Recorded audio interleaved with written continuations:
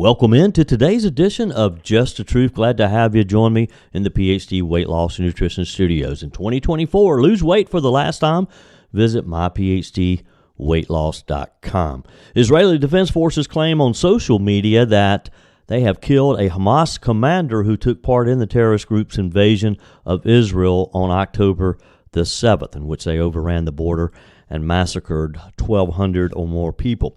And with a fresh look of the year ahead and the presidential election in sight, both Republican and Democrat strategists have suggestions for what New Year's resolutions President Joe Biden should make. We'll take a look at those in today's episode as well. The left and the never-Trumpers will try anything to prevent him from going back to the Oval Office, but will they stoop to the next level to keep Donald Trump from re-election? And what is that? Tucker Carlson, in an interview with Dan Bongino, actually says what many are thinking but will not say. It's no secret obesity is the most prevalent epidemic affecting the Western world, but one obesity organization's leader's idea to curtail the problem has some people raising their eyebrows, employers especially, who could be fined for their fat employees.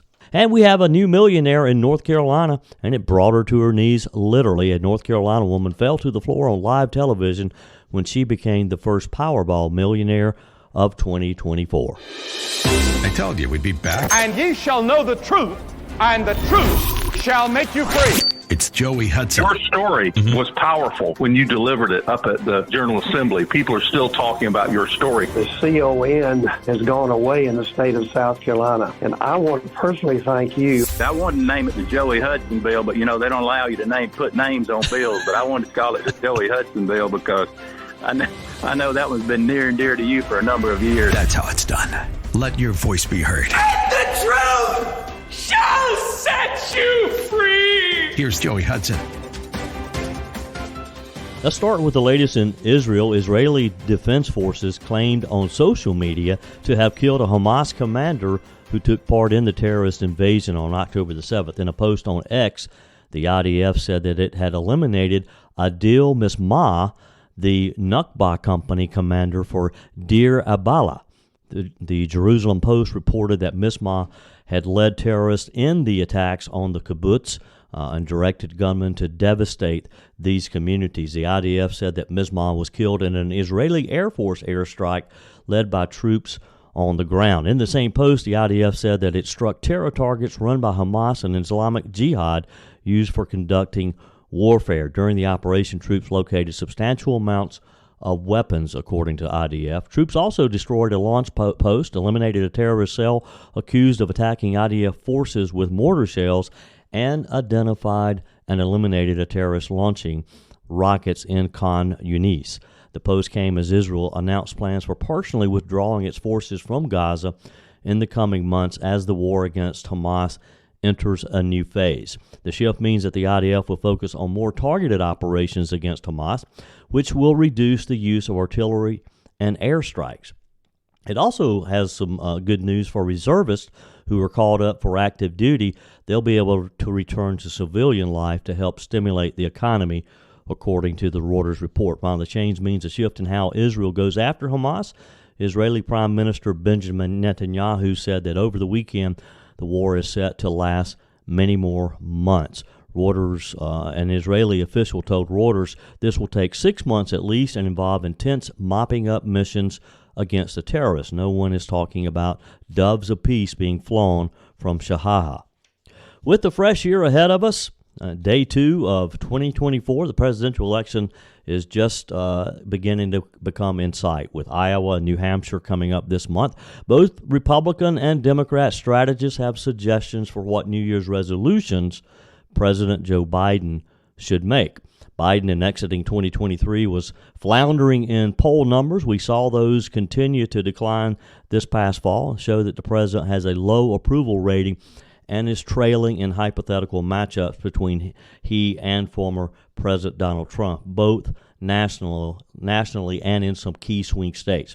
In an effort to turn things around or to keep the president on the same decline, Republican and Democrat strategists suggested Biden play into his age, focus on Bidenomics, and stay calm. So let's break this down a bit. Brad Bannon is a Democrat strategist who told the Daily Caller, "I think using his age, I'm old, but that means I'm seasoned and wise in the ways of the world. I offer calm. The Republican offers chaos. I think that's the best contrast he can make, chaos versus season." During 2023, concerns about the 81-year-old commander-in-chief and his fitness for office have risen in the polls, partly due to various repeated debunked stories and slip-ups. A majority of Americans believe that Biden is both mentally and physically unfit to serve effectively as president, even now, let alone 4 more years. Biden committed several mishaps throughout the year, including once praising the Congressional Black Caucus while he was actually speaking to the Congressional Hispanic Caucus. While honoring the 22nd anniversary of September the 11th terrorist attacks, Biden claimed then that he was at ground zero the day after the terrorist attack. Let's listen to what Joe Biden said during that speech. To renew our sacred vow, never forget, never forget. We never forget. Each of us, each of those precious lives stolen too soon when evil attacked. Ground Zero in New York, and I remember standing there the next day and looking at the building. I felt like I was looking through the gates of hell. It looked so devastating because from where you could stand. Now, if you listen to that, you would think that Joe Biden was standing there at Ground Zero, when we all know that he was not. When the White House was confronted with this, they failed to provide evidence to back up Biden's claim. Instead, they pointed to a trip to the site that the president had made weeks later. Of course, he was a United States senator at the time. Leslie Marshall echoed Bannon's resolution encouraging the president to play into his age and harness it through the election year. She told the Daily Caller, "Some people will be like, don't highlight his age. I'm sure they tell him, Mr. President, jog up the stairs. You know what I'm saying. We all trip. I don't care what age you are. Make light of it, use it to his advantage," Marshall continued. Aside from concerns about the president's age, Biden and his administration, of course, have faced backlash for their messaging surrounding the president's economic policies, which, as we all know, are not working, more commonly referred to as Bidenomics, and he seems to be proud of them. When while the White House continues to claim that the economy is improving, even you may recall back during Thanksgiving, saying that 2023 was one of the cheapest ever, the American people just simply are not convinced. 75% of U.S. adults said in a poll this past fall that the economy is in fair or poor state, while 61% of Americans are living paycheck to paycheck. There's no room for error. Democrats previously warned the administration that the messaging was not working, with some even begging the White House to drop Bidenomics out of fear that the aggressive push of a booming economy may be upsetting Americans who actually are struggling and are not witnessing that booming economy. Sean Spicer, host of the Sean Spicer podcast, and of course former chairman of the RNC's Temporary Committee on Presidential Debates, told the Daily Caller, "I hope he resolves to double down on Bidenomics." Mike McKenna, a GOP consultant, said, "Keep up the good work with oil and gas production in the United States." Other GOP strategists suggesting that Biden secure the border or take action against members of the administration who protested the president's pro-Israel stance. Scott Jennings, a longtime GOP advisor in Kentucky, said fire all the kids who work for him and protested him on his own front lawn. Fire them all, he said. Since Hamas launched their terrorist attack on Israel, Biden has committed his support to the country. His unwavering support of the country, of Israel that is, has come under fire from members of his own administration and allies within his own party. Several members of the Biden administration actually gathered outside of the White House. This was back on December the 13th, you may recall, to protest the president's backing of Israel, with one staffer holding up a sign saying, "President Biden, your staff demands a ceasefire." Others thought the president should take notes from the front runner in the 2024 presidential race. Hilton Beckham, communications director for America First Policy Institute, said President Biden's New Year's resolutions should be reinforcing the policies from the Trump administration.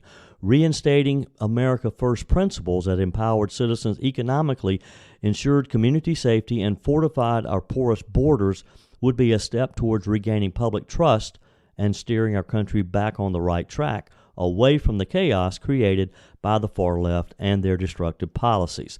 Biden said while vacationing in St. Croix over the Christmas-New Year's holiday that when asked about his New Year's resolution, he said to be back next year and kind of laughed it off. Among serious resolutions touching on hot topics, some offered a bit of humor while also suggesting New Year's resolutions for the president. Mark Weaver, a GOP strategist, told a Daily Caller, Biden should resolve to finally learn which direction the Oval Office is, so when he's done reading prepared remarks in billboard-sized fonts, he doesn't change directions like a presidential Roomba. And by the way, in the same interview with Ryan Seacrest the other on New Year's night, Joe Biden's love of ice cream seemed to have escaped him. Seacrest asked the president a very simple question about his favorite foods. I'm curious, what sort of holiday foods have you been enjoying over the last few days? Well, I've been eating everything that's put in front of me. I've eaten pasta, which I love. Eating a lot of chicken parmesan. I've been eating all Italian foods, basically. And ice cream. And ice cream, chocolate chip ice cream. You heard the First Lady, and ice cream. I mean, maybe Ryan Seacrest didn't have better questions for him, but do you really care what the president had to eat over the holidays? 864-477-JOEY, 864-477-5639. Your comments are welcome on the Truth text line, as well as you can leave a quick voice message. And keep those emails coming, joey@joeyhudson.com. So here we go, off to the races for November 2024. The race officially, the starting gun fired yesterday. We've seen how the left, and even some on the right, who do not want to see Donald Trump back in the White House, we've seen the extremes they'll go in an effort to prevent Trump from returning to power. They've tried to impeach him multiple times. He has hundreds of indictments against him. And the Attorney General of New York is literally trying to ban him from operating his own businesses in the state of New York. The list goes on. So what's left? What's their plan B if they're not able to get any of that done? It's a scenario that no one wants to talk about, but Daily Caller co-founder Tucker Carlson warned in an interview with conservative commentator Dan Bongino that, and again, it's a word we don't want out there, but that an assassination of former President Donald Trump may be next in a series of moves to stop his political momentum. Again, that's a tough word to hear. Carlson explained that Trump's political opponents have escalated their attempts to ensure that the former president does not serve a second term. He emphasized that everything is dynamic in life, and boy, is he right there. We never know what tomorrow holds. Noting that charting out whether circumstances are accelerating or decelerating can help predict what's coming next. Carlson said that what many are thinking but do not say is that word assassination. He said it's not crazy to predict an assassination of Trump, especially considering that assassination happens around the world. He brought up a recent conversation that he had with President Trump and talked about the fact that, he recently interviewed the president of Haiti, for example, during dinner and regarding the assassination of his predecessor. Here's the exchange between Tucker Carlson and Dan Bongino. One of my core beliefs about life is that nothing is static, everything is dynamic. It's moving in one direction or another. And it's so hard to adjust to that as a human being because you want everything to stay the same, but nothing ever does. So if you want to know what things are going to look like in the future, just chart out what has been happening recently and ask yourself, are things accelerating or decelerating? Are they moving up, down, right, left? I mean, just chart it out. And in the case of Trump, they started with protests, they moved to impeachment. Now they're at indictment. None of it has worked. What's next? What could possibly be next? If you felt, and you really believed, and a lot of them do, that the worst thing that could happen to the country, and more specifically to you in the professional class, is to have Donald Trump as president, and everything you have tried has failed, and they have been accelerating steps, protests, impeachment, indictment. Like, how many more arrows do you have in your quiver? And what's the next one? And of course, it's assassination. And assassination happens around the world. I had dinner with former president of Haiti in my house last night. His successor was murdered in his bed in the presidential palace in Port-au-Prince. And he's hardly alone. People get assassinated. I mean, they've been assassinated in this country far more often than we're willing to admit. It happened in Japan. That's exactly right. So it's not crazy. And of course, it's the last thing I want. I said it directly to Trump, by the way, because it's so obvious. How could you not say that? So I did. And he did not engage with me at all on that subject. And I don't know what he actually thinks of it, but he's smart. And so he must know that that's true. But why? So again, it's just another example of what you said a minute ago wisely. If you want to know what's true, look at the things you're not allowed to say. You're not allowed to say them not because they're conspiracy theories or lies. Right. You're not allowed to say them precisely because they are not conspiracy theories or lies. They are true. Yeah. And that is true, period. Well, and it is true that I'm sure there are people who have thought about that. But again, to even say the word assassination in the same sentence with Donald Trump is chilling. Just to think about it. But sadly, as Tucker Carlson said, it is the truth, and I'm sure that President Trump and his team take it seriously. And I'm sure that the Secret Service, who continues to protect him as a former president, takes it very serious, and thank goodness he has Secret Service with him. Changing topics a bit here, a North Carolina woman fell to the floor literally on live television when she became the first Powerball millionaire of 2024. Pamela Bradshaw is her name, and she collapsed to the ground in shock after it was announced that her number was called live on the Dick Clark's New Year's Rockin' Eve shortly after midnight. She was proclaimed a millionaire, and as that proclamation took place, she just almost like she passed out after getting back on her feet with the help of a number of people, and her daughter was there with her, Joanna Henson. A very surprised Bradshaw screamed, "Oh my God." The mom then thanked God for a once-in-a-lifetime moment. She said, "I'm so blessed." Said that her daughter was there with her to support her. And it was revealed that Bradshaw had promised to give a little bit of the money to her daughter and encouraged her to give, the host encouraged her to give Henson maybe a little bigger chunk of cash. This marks the second year in a row that a North Carolinian has won $1 million on New Year's Eve, according to the North Carolina Lottery. Bradshaw, who has never been to New York City before, won a VIP trip to New York City through a second chance drawing held by the state lottery. She became one of 5 Powerball players chosen across the nation at a chance of winning $1 million. Not only was it the Clinton woman's first time seeing the Statue of Liberty, but her first time actually flying on an airplane, again, according to the North Carolina Lottery. It's no secret obesity is one of the most prevalent epidemics affecting the Western world, but one obesity organization leader's idea to curtail the problem has some people raising their eyebrows. First, let me talk with you about a solution to that obesity, and that's PhD weight loss and nutrition. Do you eat emotionally? Do you find yourself going after the sweet foods or the salty foods when you're stressed out or you're worried about something? I know how you feel because I'm a recovering chocoholic. I love chocolate. Anything with chocolate, I love it. But thank goodness for Dr. Ashley Lucas and PhD Weight Loss and Nutrition, and they taught me how my body responds to chocolates and other foods. And that's why over 3 years ago, I lost 30 pounds, and rolling into 2024, I've been able to maintain that weight loss for over 3 years now. I changed my relationship with chocolate, and it has worked. It'll work for you as well. Let me encourage you to start this new year off right. Write this phone number down, 864-252-4925. Now, what I love about a podcast is you can replay this if you missed that. 864-252-4925 or visit them online at myphdweightloss.com.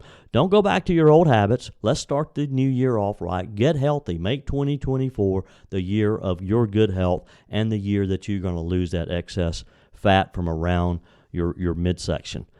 You can visit them online at myphdweightloss.com. PhD Weight Loss and Nutrition, the official partner of the Clemson Tiger. So Tam Fry is chairman of the National Obesity Forum in the United Kingdom.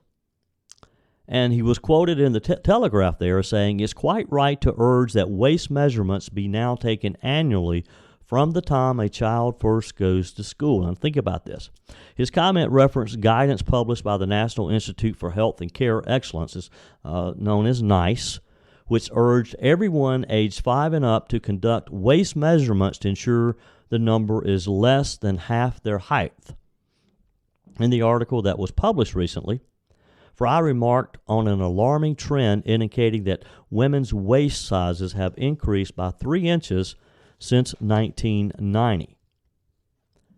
The figures for both men and women are alarming to some health professionals.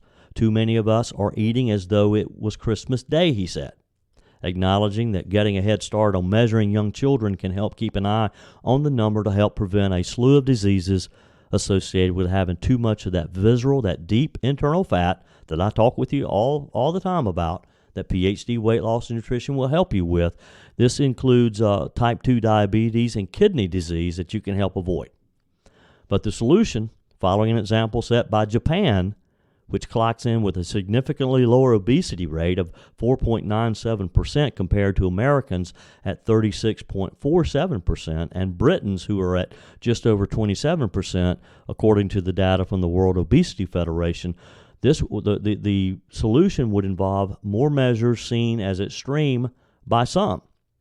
The Telegraph wrote, he said Britain could learn more from other countries like Japan, which insists workers' waist are measured under the Metabo law, with employers fined if the measurement is too high. Think about that now. Your employer uses, and it's called the Metabo law in Japan, and it's named after the lesser-known condition, metabolic syndrome, that includes a cluster of weight-related ailments: high blood pressure, elevated cholesterol, excessive abdominal fat, a poor cellular response to insulin, and etc. And it aims to prevent more serious conditions like heart disease and stroke that can come later in life. The law stated, according to the Florida Times-Union, if you have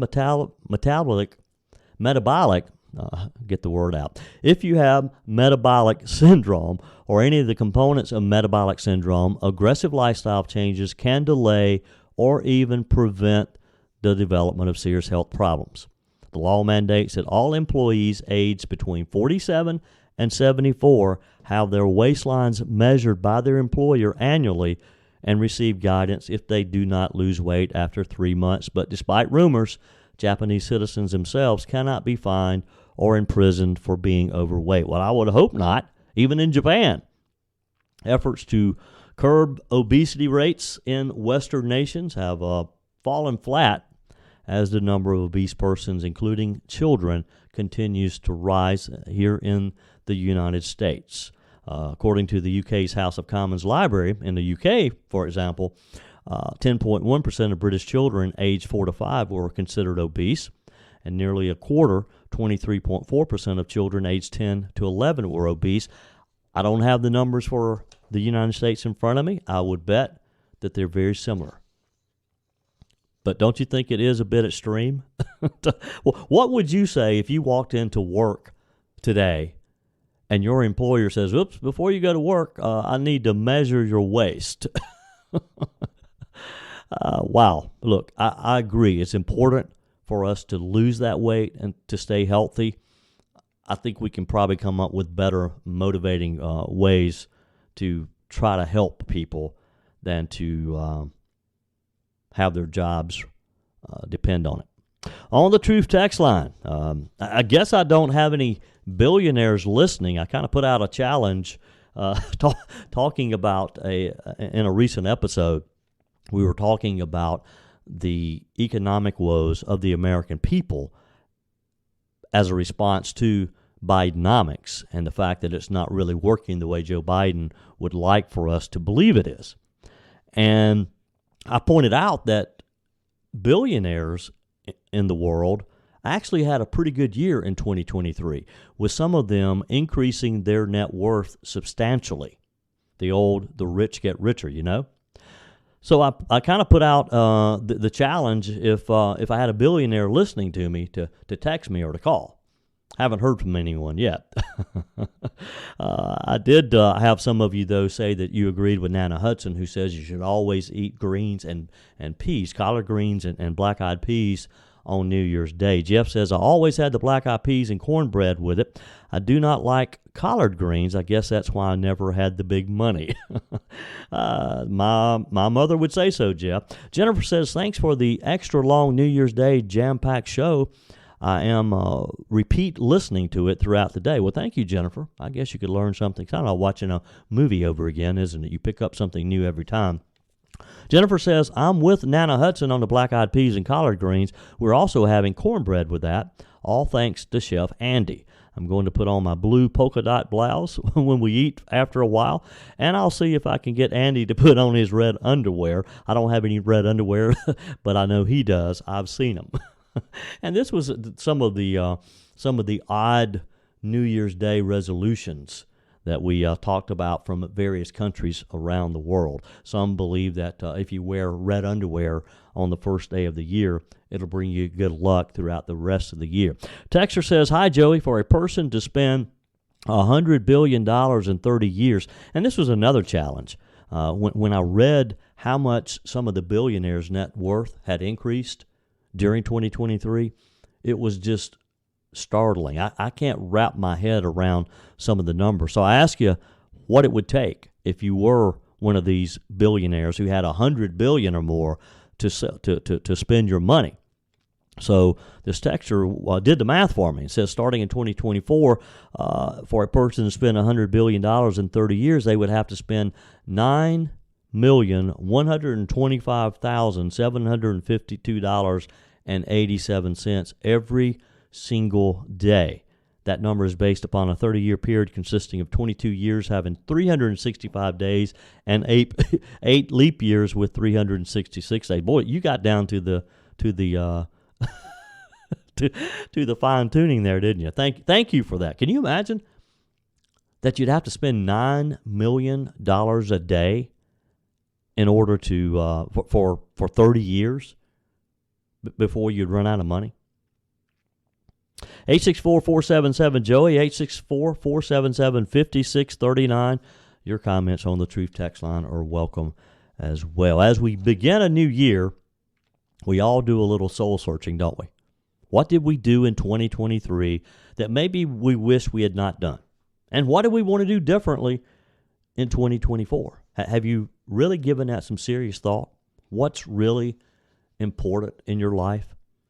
There's a great post circulating on social media that I believe we all should give some thought to, and I'm going to share that with you in just a moment. Portions of today's show brought to you by Discounted Appliance Warehouse. If you're planning maybe a renovation of your kitchen and you're ready to replace all of those appliances, look no further than Discounted Appliance Warehouse. Jeff, Johnny, the whole team there will take good care of you because they treat you like family. You're more than just a credit card swipe to Discounted Appliance Warehouse. I know firsthand because I've purchased all of my appliances there for a number of years now. I'm talking they have 11,000 square feet, slam full of appliances, and with their expert installation, award-winning service department, and extended warranties, Discounted Appliance Warehouse, they have you covered well after the sale. Check them out.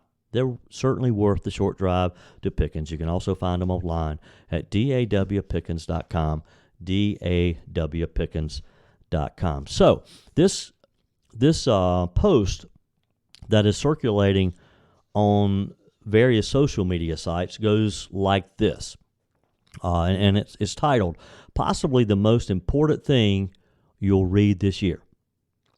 The following has been said to be the philosophy of Charles Schulz, the creator of Peanuts comic strip, and I'll give you More info on that in just a minute. You don't have to actually answer the questions, it says. Just ponder on them. Just read it straight through, and you'll get the point. So the first one is, name the 5 wealthiest people in the world. Number 2, name the last 5 Heisman Trophy winners. 3, name the last 5 winners of the Miss America pageant. Number 4, name 10 people who have won the Nobel or Pulitzer Prize.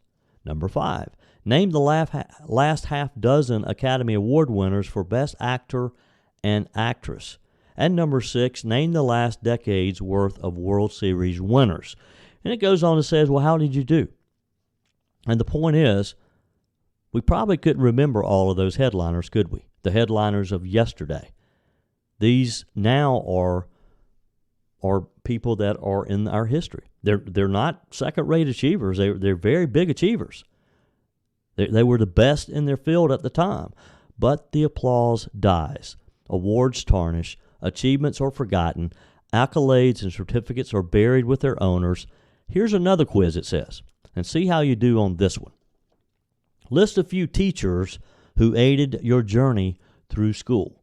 Now, I can remember those. Miss Scipio, my 5th grade teacher, and a lot of others, too. Dot Bishop, Linda Leatherman, George Smith.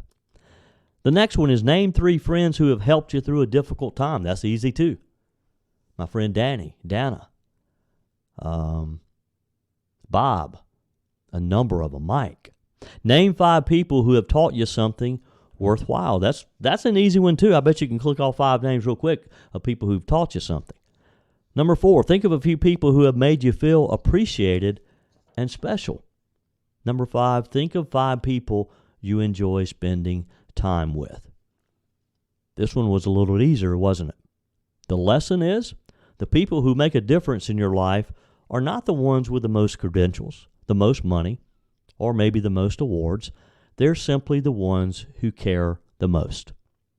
Now, Charles Schulz was given credit for this, but he actually, I did a little research, because here on Just the Truth, that's what we want, is the truth. And Charles Schulz actually did not write this, but it's still worth sharing. Schulz, of course, is the cartoonist creator of Peanuts and the famous Charlie Brown and Snoopy.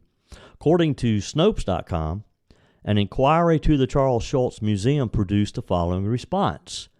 Quote, we get this request about once a month, though this saying quiz is often attributed to Charles Schulz. He, in fact, made no such statement.